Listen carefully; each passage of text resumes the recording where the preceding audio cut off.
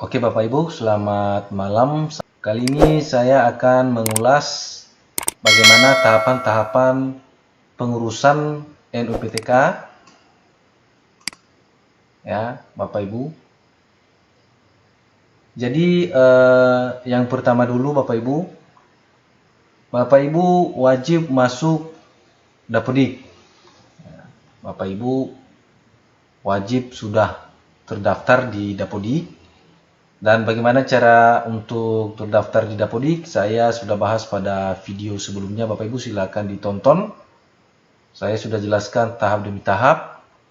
Kali ini saya akan menjelaskan bagaimana tahapan seorang GTK mendapatkan NUPTK atau nomor unik pendidik dan tenaga kependidikan.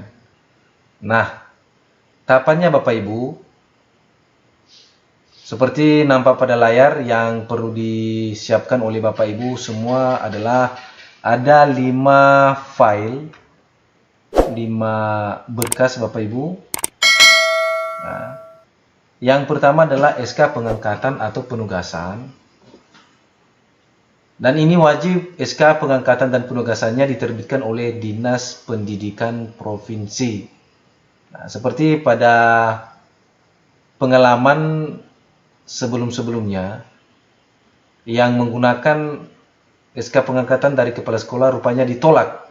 Nah, ditolak oleh dinas, sehingga pengurusan NPTK atau pengajuan NPTK batal ya Bapak Ibu.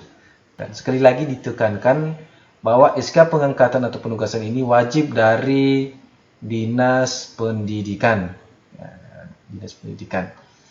Nah, itu yang pertama ya, SK pengangkatan dan penugasan. Kemudian yang kedua adalah ijazah SD. Ijazah SD. Kemudian ijazah SMP. Kemudian ijazah SMA. Dan paling terakhir adalah ijazah S1 atau D4.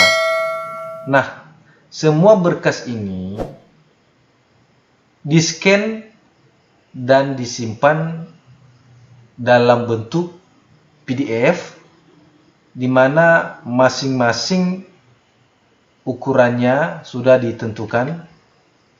Misalnya untuk SK-nya maksimal ukurannya adalah 2 megabit ya Bapak Ibu.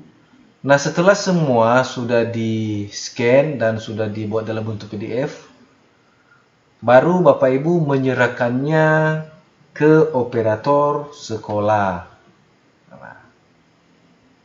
Semua berkas ini diserahkan ke operator sekolah dalam bentuk soft copy.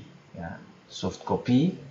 Baru nanti operator sekolah akan bekerja menginput data Bapak Ibu di website Perval PTK seperti nampak pada layar.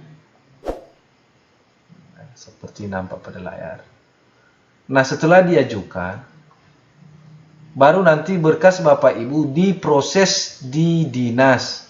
Nah, kalau data Bapak Ibu lulus dari dinas, maka diteruskan ke kalau tidak salah LPMP kalau nggak salah. Baru setelah ke LPMP baru diteruskan ke tahap berikutnya, kemudian baru ke pusat. Nah, setelah semua lulus, maka terbitlah NUPTK Bapak Ibu.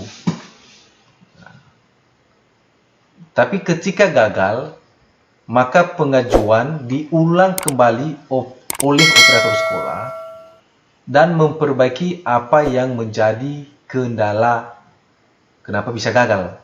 Nah, begitu ya Bapak Ibu. Nah, proses ini adalah tergantung antrian atau banyaknya yang mengajukan. Karena banyak tahap-tahapan yang dilalui oleh proses penerbitan ini, maka itu paling singkat 4 sampai 5 hari, boleh juga lebih, baru bisa terbit NUPTK Bapak Ibu. Ya. Jadi begitulah tahapannya Bapak Ibu, bagaimana cara untuk mendapatkan NUPTK.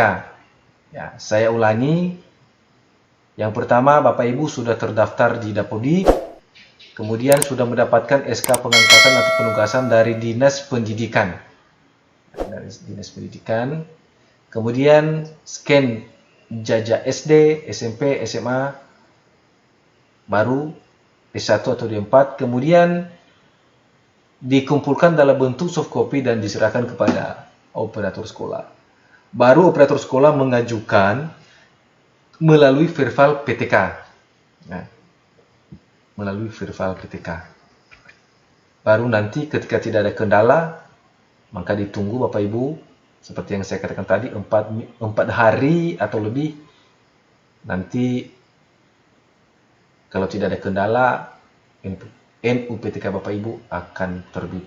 Nah, demikian Bapak Ibu, terima kasih sudah menonton. Kemudian saya selalu mengimbau Bapak Ibu untuk selalu mendukung channel kami supaya lebih semangat lagi untuk memberikan atau membagikan trik-trik kepada Bapak Ibu terkait tentang operator, ya, sehingga Bapak Ibu ketika mengalami kendala maka solusinya ada di channel kami. Demikian saja Bapak Ibu, terima kasih. Jangan lupa subscribe, like, dan komen, kemudian dibagikan kepada teman-teman yang lain. Siapa tahu bermanfaat. Demikian, sampai jumpa, selamat malam.